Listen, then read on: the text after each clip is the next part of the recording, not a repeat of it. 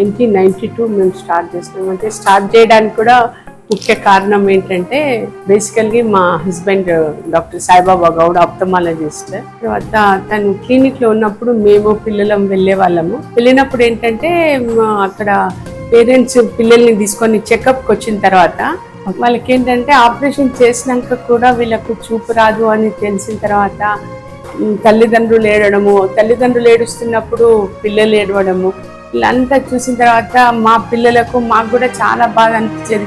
అవును పాపం వీళ్ళకు అంటే డాక్టర్ గారు ఏం చేయలేరు, ఇప్పుడు వీళ్ళకి మనం ఏదైనా ఎందుకు చేయకూడదు అన్న ఆలోచనతోని మేమంతా మేము వాళ్ళు అప్పుడు మా పిల్లలు కూడా జస్ట్ 5 years 4 years ఓల్డ్ అయినా కూడా వాళ్ళకి ఎక్కువ గ్రాస్పింగ్ పవర్ ఉంటుంది కదా, వాళ్ళు చూడలేదు ఇట్లాంటివి.